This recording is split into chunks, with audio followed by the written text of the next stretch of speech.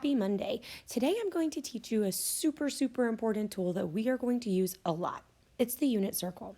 So for this unit circle, I'm going to try to color code things in blue, orange, and green. Okay, there's lots of patterns that you can find. There's even this left-hand trick that I'm going to show you. But for the most part, you've got to be able to fill in this circle so we can use it later. So in blue, we've got degrees. So I'm going to concentrate on the first quadrant. So we've got 0, 30, 45, 60, and 90. They're going to have corresponding radians. 0, pi over 6, pi over 4, pi over 3, and pi over 2.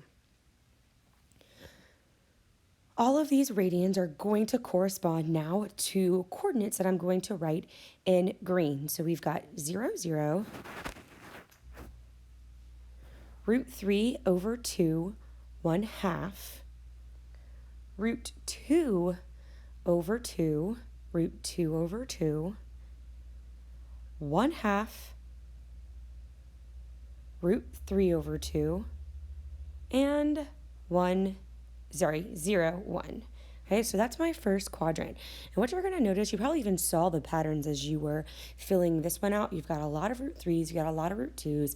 Things are going to flip-flop.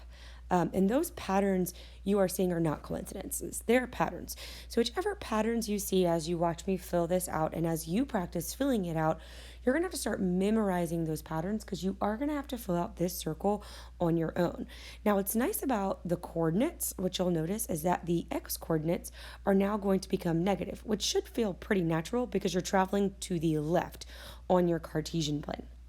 So then when we go to the left and down, what you'll notice is that my coordinates all turn negative. So I'm going to end up completing this circle. Again, you're seeing all sorts of patterns going on with degrees and radians. Remember, the degrees and the radians are equivalent statements, just different ways to write it. And then when I go to write my coordinates, now I'm all negative. Now when we go to this last coordinate, the only things that should be negative now are your y coordinates because you're still traveling to the right, just down. Again, I cannot stress enough that these patterns that you are seeing, they're not coincidences. Okay, there's lots of different ways that you can remember this. And again, my favorite way is called the hand trick, and that's going to be a separate video. But I do need you to practice filling out this unit circle. You're going to be filling it out every single day. Now, here's what's important about these coordinates. The coordinates are cosine and sine. The way that I remember which one comes first is that they go in alphabetical order, x, y. Okay? Then to find tangent, you take sine and you divide it by cosine. This is going to expedite a lot.